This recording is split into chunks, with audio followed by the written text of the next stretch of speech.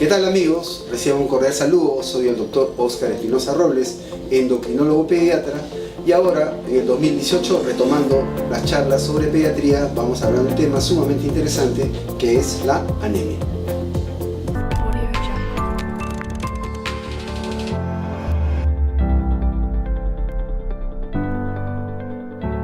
¿Qué es la anemia? La anemia en la actualidad está considerada como una enfermedad de salud pública o un problema de salud pública. La anemia viene a ser la disminución de la hemoglobina, y la hemoglobina es la que transporta el oxígeno a todos los tejidos. Esta se puede producir por distintas causas, causas agudas, causas crónicas, y generalmente hablamos de anemia cuando estos valores bajan de unos límites aceptados. Las causas pueden ser múltiples. Fundamentalmente, en los países como el nuestro, la desnutrición es una de las principales causas y concomitantemente a la desnutrición puede coexistir la parasitosis en diferentes regiones de nuestro país. Entonces, es importante nosotros hablar de la anemia, pero paralelamente conocer o saber lo que es el problema nutricional.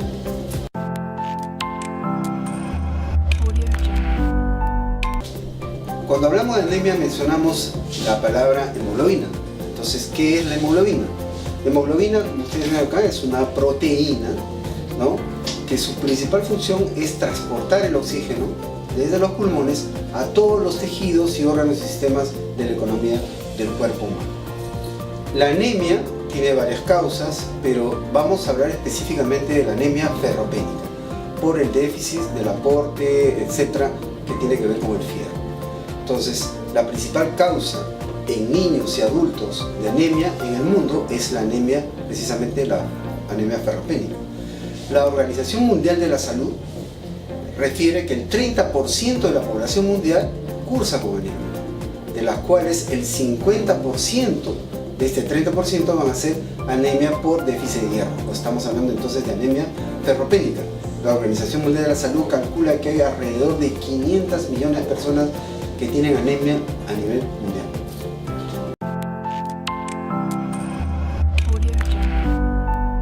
Una de las preguntas que se hacen las mamás a la consulta cuando van al pediatra es ¿qué cantidad de fierro debe recibir mi niño? Entonces esto, la cantidad en miligramos por decilitro por día que debe recibir un niño, es dependiendo del estado en que se encuentra el niño. Por ejemplo, a nivel fetal, cuando el niño está dentro de la barriga de la mamá, del útero de la mamá, el requerimiento de 2 miligramos al día que debe recibir este feto. Conforme el niño nace, en la etapa infantil, pues hablamos de los 0 meses a los 6 meses, como ven en la figura, el requerimiento va de 0.3 a 5 miligramos por decilitro al día. Entre los 7 y 12 meses aumenta un poco más, de 5 a 11 miligramos por decilitro al día como requerimiento de ese niño. Luego tenemos una etapa preescolar y escolar, y ahí el requerimiento aumenta más, que es de 6 a 10 miligramos por decilitro al día que debe recibir este niño. Y en la etapa de la adolescencia es donde se requiere mucha mayor cantidad de miligramos por decilitro de fierro, que va entre 11 y 15 miligramos por decilitro al día. Cuando hablamos de anemia y problema de nutrición, esto a veces no viene solo.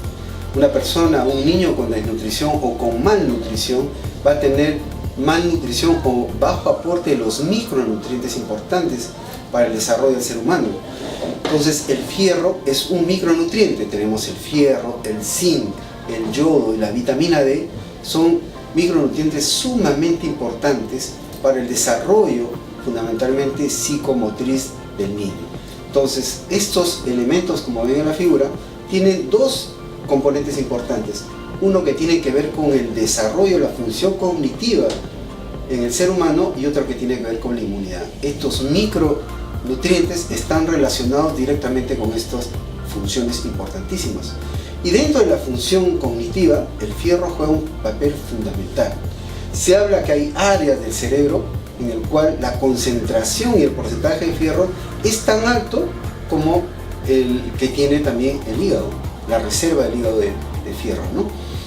Ahora, si nosotros sumamos estas dos capacidades, tanto la fase cognitiva como la fase inmunológica, lo que va a resumir en buena cuenta es la capacidad laboral de este ser humano de este niño que va a ser una persona, va a ser un joven, un adulto, una persona productiva. Entonces, el combatir la anemia a estos niños, lo que vamos a dar fundamentalmente es su capacidad laboral, su capacidad de aprendizaje, etc. En pocas palabras, hablamos de su salud y su bienestar, y también hablamos de su reproducción, si queremos ser en forma más global, cuando hablamos también de otros déficits de micronutrientes como puede ser el zinc, la vitamina D, etc.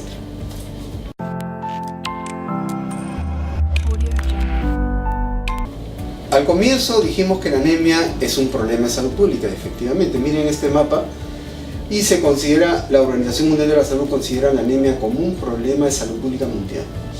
En las zonas más oscuras es donde se encuentra la mayor cantidad de anemia, la mayor prevalencia de anemia en los países, ¿no? Fíjense en nuestro país, Perú, que no está exento de este problema, pero fundamentalmente en los países de menor desarrollo o en vía de desarrollo, como es el nuestro, como es Ecuador, Paraguay, Uruguay, etc., nosotros podemos ver que la anemia también es importante, ¿no? Pero fíjense en este esquema también los países asiáticos, africanos, es donde tienen una mayor prevalencia de la anemia. Y entonces en la figura nosotros mostramos cómo se expande la anemia a nivel mundial y sigue siendo un problema de salud pública.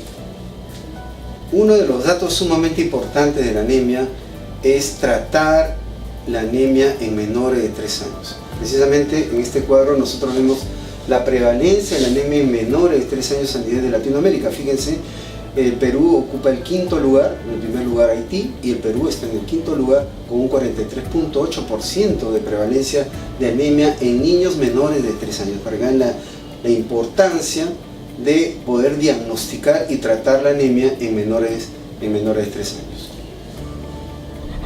Un dato importantísimo es cuando una mamá dice: yo quiero saber si mi hijo tiene anemia o no. Una de las cosas que tenemos que tener es dónde estamos.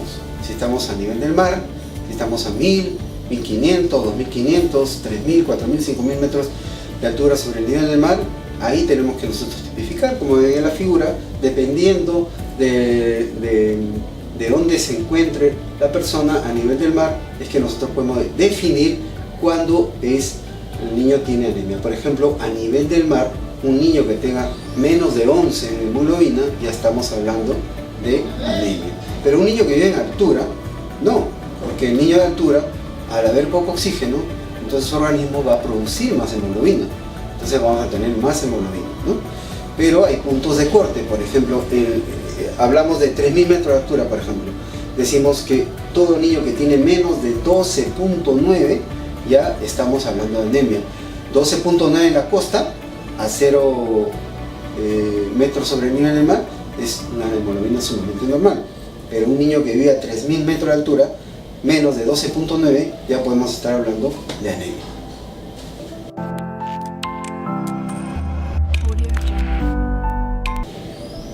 Cuando hablamos de anemia y tratar la anemia en niños menores de 3, 2 años, es importante porque ahora nosotros sabemos que el fierro, los niveles adecuados de hemoglobina van a tener una importancia sumamente preponderante en el desarrollo del cerebro.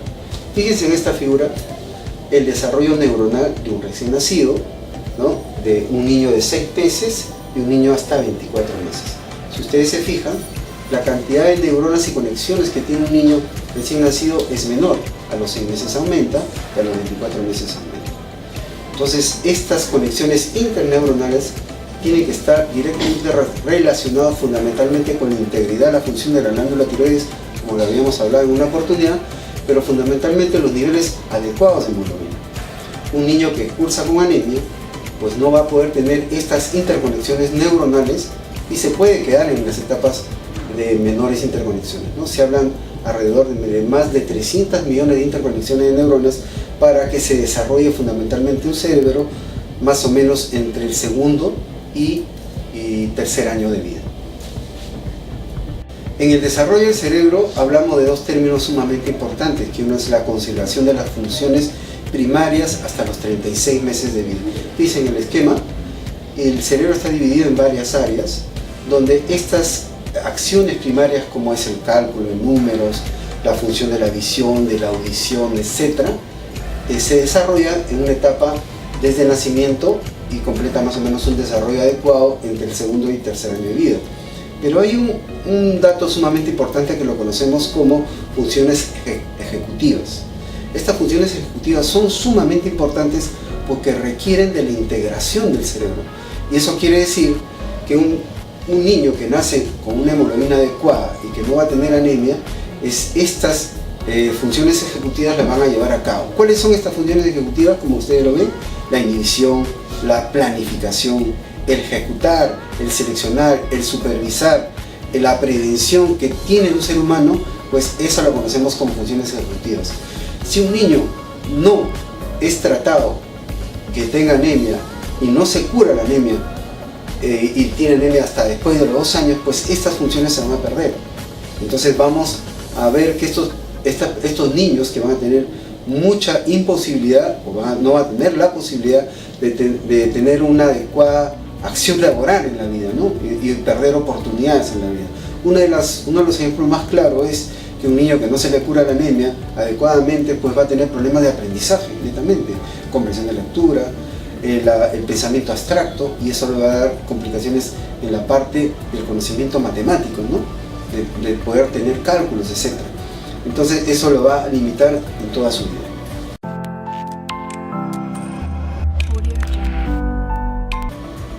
Bueno, finalmente nosotros cuando hablamos de desarrollo del cerebro, en esta imagen podemos ver cómo es el desarrollo del cerebro de un niño bien nutrido, donde todo está planificado y todo está muy bien, y cómo es un desnutrido y anémico en la parte de abajo, de cómo ese desarrollo neuronal está alterado.